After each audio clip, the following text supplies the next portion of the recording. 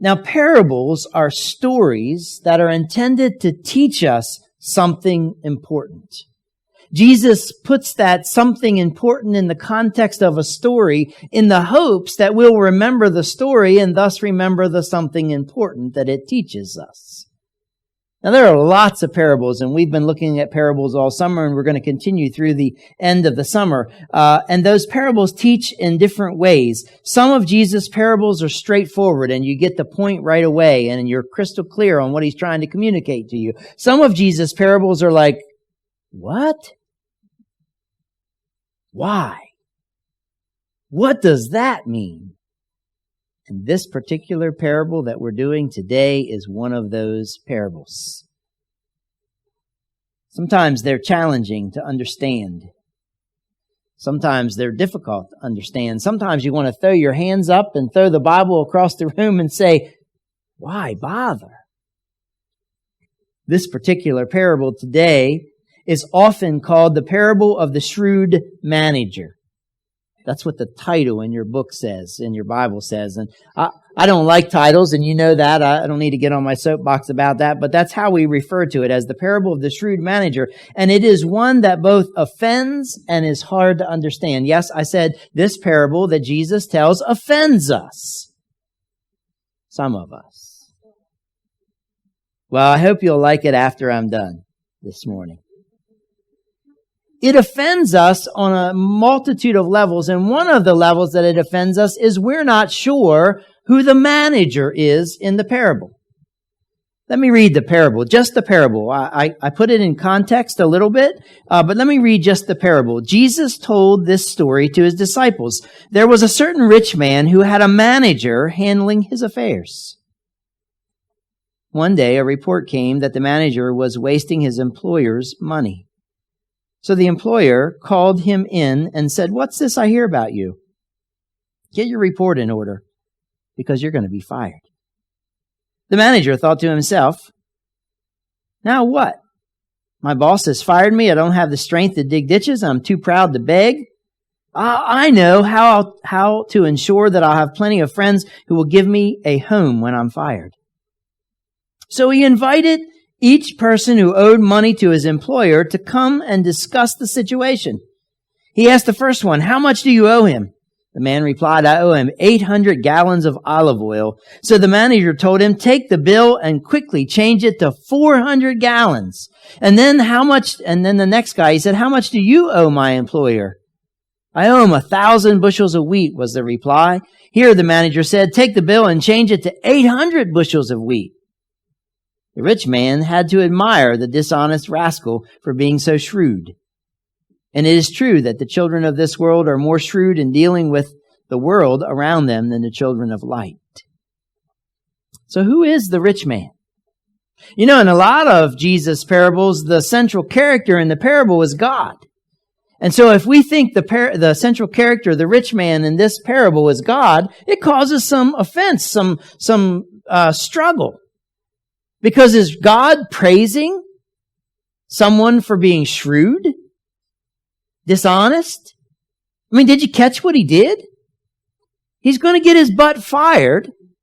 And so instead of in wanting to make right, he calls in a bunch of people that owe his master some money, and he says, "Cut the bill in half. Cut a little bit off." He's trying to buy their favor. I mean, if you owed 800 gallons of olive oil and it got cut to 400 gallons, I mean, who has that many gallons of olive oil? But suppose you owed $1,000 and your bill was cut to 500. Wouldn't you feel good about the person who cut your bill to 500? I would. So if they were in need and needed some assistance, wouldn't you feel like you want to help them? I mean, that's kind of what's going on. So if the master is God, then you see our struggle a little bit. We're struggling because the master commends the shrewdness, the dishonesty of the manager.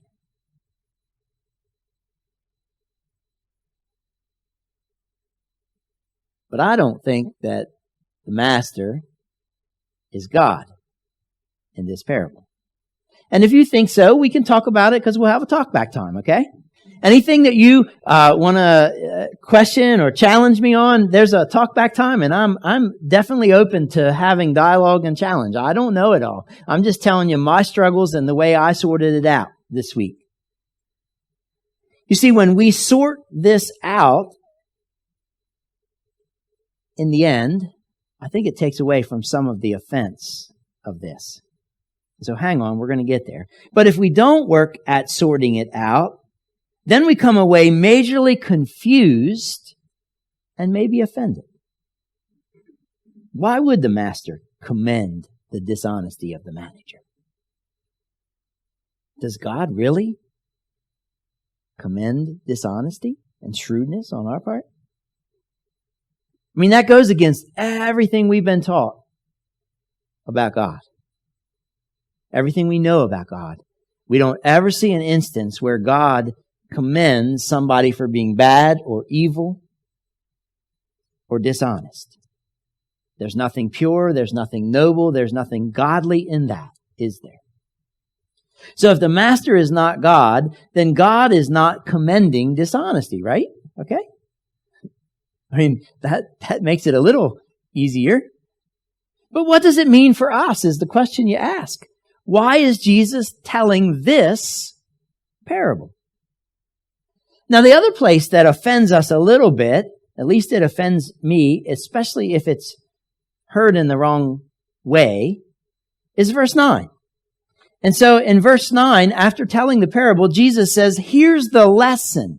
So he's going to spell it out. We think, oh, good. And then listen to what he says. He says, use your worldly resources to benefit others and make friends. So is he saying buy favor? Is he saying manipulate others? No, Jesus is saying this. This isn't the manager. This is, yep. Like the manager did. Here's the lesson. Use your worldly resources to benefit others and make friends. Then you will, when your earthly possessions are gone, they will welcome you to an eternal home. So what's Jesus teaching there? What's the point? On one level, he seems to be saying that we can use our resources to manipulate people and buy friends, buy favor. Right? And that too flies in the face of what we understand and who we know God to be, right? So what does Jesus mean when he says, here's the lesson, use your worldly resources to benefit others and make friends? The thing about this teaching or a story like this is that the part that offends us, the part that we struggle with, that's the hook. And that's intentional, I think, on Jesus' part, because you know what it does for us? It causes us to wrestle, to dig deeper, to think a little bit longer and a little bit more broadly about it. Because when you interpret it that Jesus is saying to us, manipulate people with your resources and buy favor, that's not the God I know. That's not the God I learned about. So what's going on?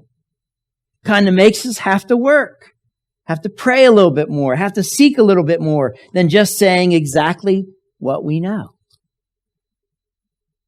And often it's in doing the work, the wrestling, the probing, the thinking, the praying a little longer, a little harder on this passage, trying to understand it, that it's often in doing that we learn the lesson. And because we wrestled with it, because we worked, because we dug a little deeper, because we sat back and thought about it a little longer, it sticks with us all the better. So how do we sort all this out? Well, first off, to set it in its greater context. It's always a good idea to set everything in a greater context.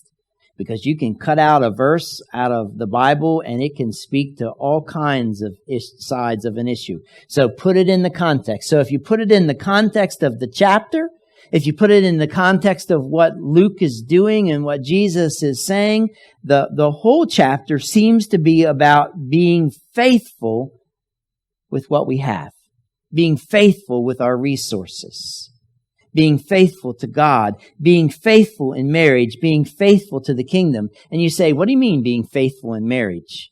Did you notice? I don't know if you read beyond, if you looked at it this week, if you were on the online Bible study, maybe you did. If you're not on the online Bible study, join in, because it's a great way to wrestle with this passage that comes up each week. I post on Monday the passage, and we wrestle with it all week long around 5 different questions, like our 5Q Bible study groups did. And so it's a great way. But if you push past this, Jesus then says a few more commentaries about this parable and its teachings, and then he has one verse, verse 18, and then he moves to another parable, which we may or may not look at next week. We may not, because it kind of goes along similar lines as today, but we may, because it's good to look at it. But right in the midst of this, verse 18 says, for example, a man who divorces his wife and marries someone else commits adultery, and anyone who marries a woman divorced from her husband commits adultery. So what's that? And how is that in the context of all of this about our resources and being faithful with little? Well, I think one commentator that I read this week suggested that it's in the context of the whole chapter. The chapter's about being faithful in various areas, and that's one area to be faithful in.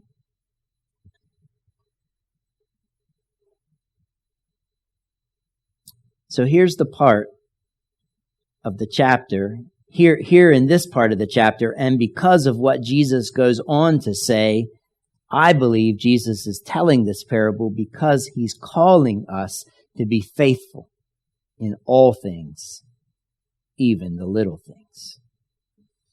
How we treat people, how we handle the resources that we have matters.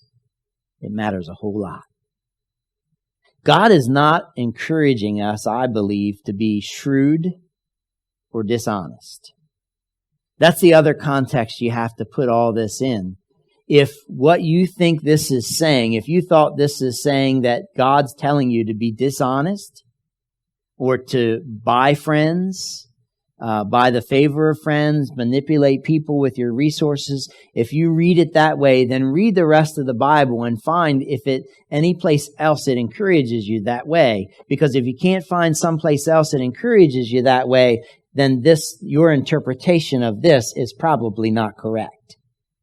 Because God is consistent, God is faithful, and God, where we read about God and we learn about God, we'll see the same things again and again. That's part of why Jesus tells the second parable in this passage, because he wants to drive home the point. So God is not encouraging us to be shrewd or dishonest. This teaching, this parable, I think raises the question of how we use what we've been given or what we've been entrusted with. And I think in verse 9, Jesus is saying not that we need to buy people's favor or manipulate people. He's saying that we are to use what we have in order to bless others. Use your worldly resources to benefit others and make friends. Use your worldly resources to be a blessing, to bless others. And when you do that, you gain friends. It's a side benefit of blessing. I come to that conclusion because the point of the parable is that the manager only thinks about himself. I mean, I don't know if you caught that. That seems to be what Jesus is teaching here. After the manager is fired, in verses 3 and 4, we read this. The manager then thought to himself, now what? My boss has fired me. I don't have the strength to dig ditches. I am too proud to beg. I know what I'll do. How I'll ensure that I'll have plenty of friends who will give me a home when I am fired. He's thinking about himself. He's not thinking about his boss. He's not saying, whoa, wait a minute. My boss is out 1,000 gallons of olive oil and I got to do something. 500's better than than not getting 1,000. So I'll do this to honor my boss. He's not saying that. And he's not saying that the people who owe the 1,000 gallons, he's not saying, well, it's hard for them. I'll cut a break for them. He's thinking about himself, pure and simple. That's it. And I think that's what Jesus is teaching. He's teaching, don't think about yourself only. Think about others. The blessings that God gives you, they're not given for you. I mean, they are, but not totally. They're given so that we can become more godlike, so that we can be blessing. We can be giving people and agents of blessing in our world. You know, in a last-ditch effort to take care of himself, to assure that when he was fired, he can still live because he will have people who like him, the manager is shrewd. It's all about him. It's all about the resources. It's not about the resources or the master or the debtors. It's about the manager. Pure and simple. And that's what Jesus is saying in this parable. This is not the way to be. Not the way to live. It's not what it means to be a follower of Jesus. To think only about me and myself. It's not what it means to be connected to Jesus, to only think about me. Being in a relationship with Jesus is about focusing on God, because he says, love the Lord your God with all your heart, mind, soul, and strength, and about focusing on your neighbor. Love your neighbor as yourself. And we know from the parable of the Good Samaritan that our neighbors are anybody who has need, who's in need of mercy. So here's the teaching, I think. Again, you can challenge me. We have a talk back time.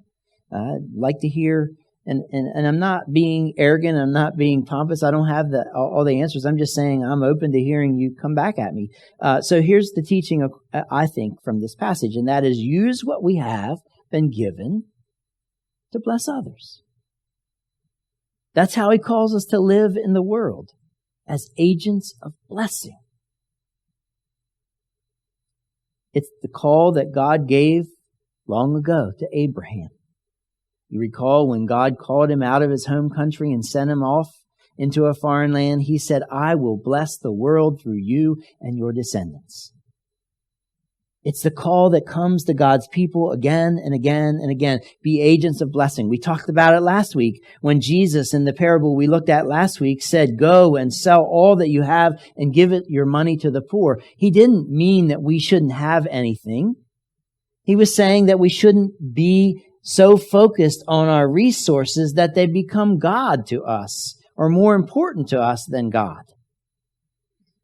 So he's calling us to be agents of blessing in the world. And it's how we live here at Community of Joy. Maybe you don't see it anymore when you walk out, but you walk under the words on the wall say, blessed by God to be a blessing. Who will you bless today? It's how we live our lives as a congregation. It's what we feel we are called to do, to be agents of blessing in our world. And we do it in a variety of focused ways. Every year, we host a homeless men's shelter in the winter. We serve lunch at God's Kitchen for those in our community who are struggling. We reach out to a local elementary school, Pinehurst Elementary, and we do all kinds of things to support and encourage the teachers that are there and the staff and the students. We reach out to our neighbors through the Camden Community Garden, through summer lunch at the garden, through a food pantry that we have here in our building, through various acts of kindness, through Be a Blessing Sundays.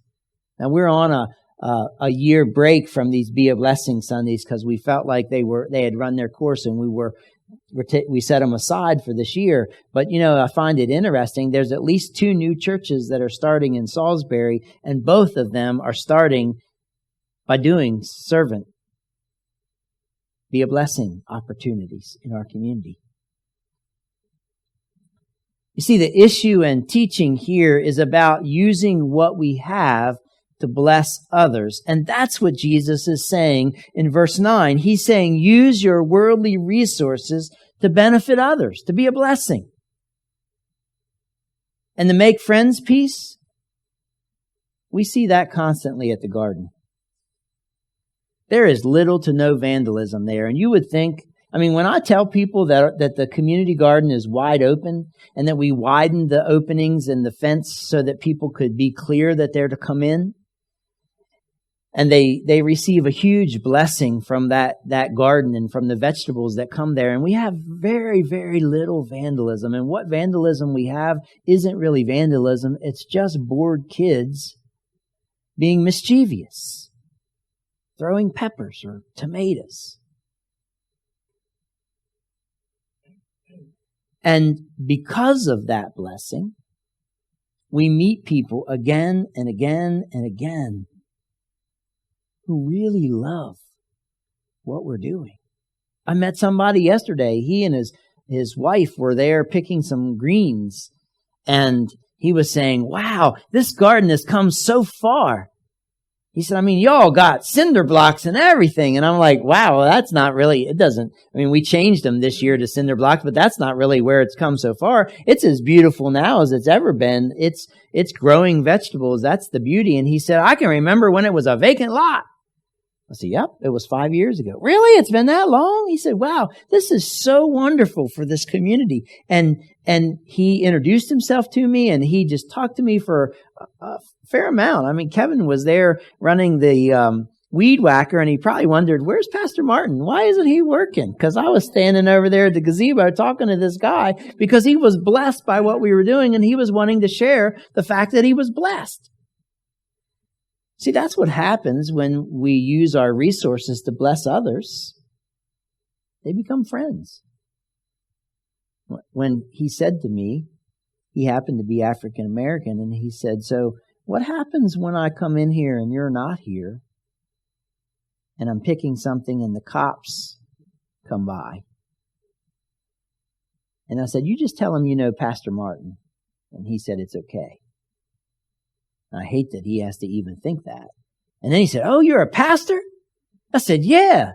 He said, well, I need to have a pastor in my life. And so I went into my truck and I got a card and I gave it to him. And he walks away from there and we've become friends. And he said again to me his name and his wife's name. He wanted me to know them. Now, there are several realities about using what we have to bless others that we draw out of this teaching. First is that all that we have belongs to God. It's not ours. That car you have, that bank account you have, that house you have, the clothes you're wearing, everything you've got has been given to you by God. It's on loan. You're a steward of it. And I think that understanding helps when you see someone in need and you say, well, I've got resources. Well, I don't want to part with my resources. But when you say, God's given me some resources, they're God's, and I can meet that need because God's given me those resources, then it becomes a little easier to engage that person and meet that need, to be a blessing in their lives. And so the first reality is that all that we have belongs to God. It's not ours. The second reality is it's a question. Do you trust God to provide for you? So, say you have $100 and it's the only $100 you have for the week. Now, it's not for most of us. That's not a true statement. But if that was the case and you saw somebody that needed 75 of those dollars and you're wondering, well, how am I going to get through the week? Do you trust God to provide for you? I mean, it's an act of faith. And so this reality of being a blessing puts us sometimes in a position where we have to trust God to provide for us. And that's a great position to be put in.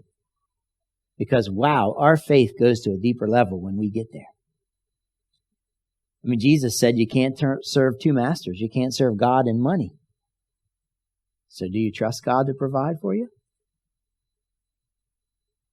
Our money says in God we trust. But do we trust our money more than God? The third reality is that blessing comes to those who bless. We don't bless because we want to be blessed, but it is a reality that when you give your life, when you do something to bless someone else, there's a whole lot of blessing that comes your way. The first blessing that comes your way is the joy that wells up inside because you know that you are able to make a difference in their lives by being a blessing. You might see their response. You might know that you truly made a difference in their life, and that just lets joy well up inside of you. And in other cases, in other instances, it doesn't always happen, but when you are a blessing to others, blessings come and come and come. It's incredible what happens when we choose to be a blessing. And the fourth reality is that when we bless others, we honor people and we honor God.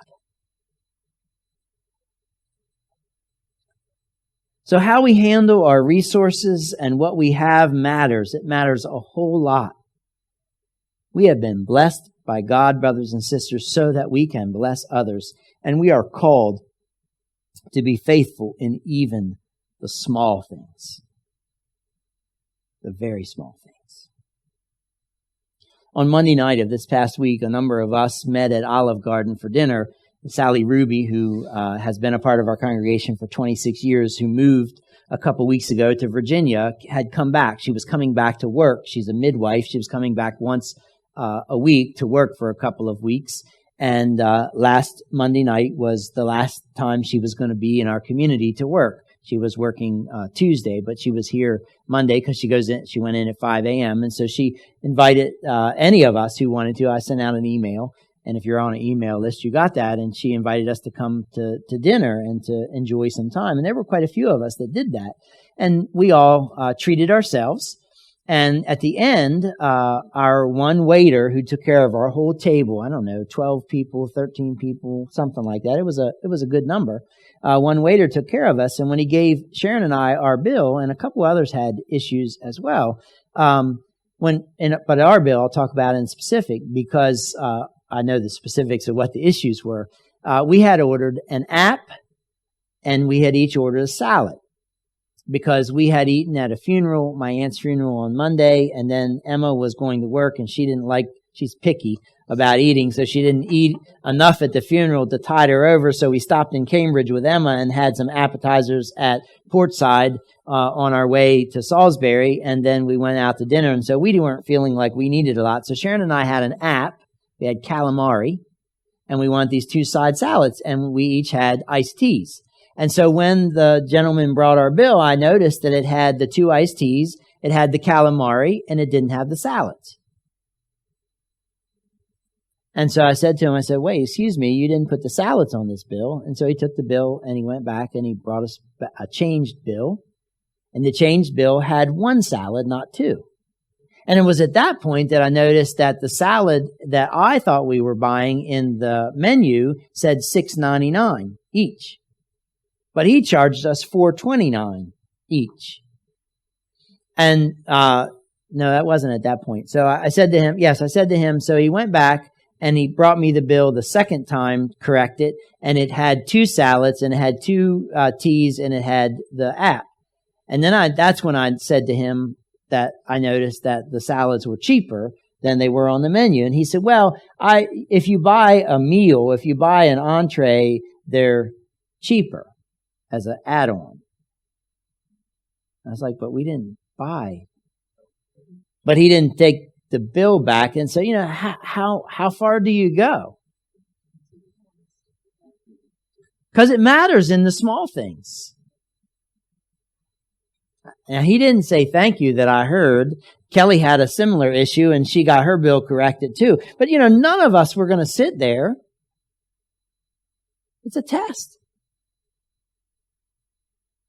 Dwight Moody was a new preacher who was quite famous in Chicago, and he was getting off the transit, and the driver gave him more change than he deserved. A quarter more. And Dwight stopped him and said, well, wait a minute, you gave me a quarter too much. And he said, the driver said, I know. I recognized who you were. I was attending your revival service last night. I was testing to see if you were really who you were. You see, being faithful matters even in the small things, brothers and sisters. We are called to be a blessing, to use what we've been given to bless others, and to be faithful in even the small things.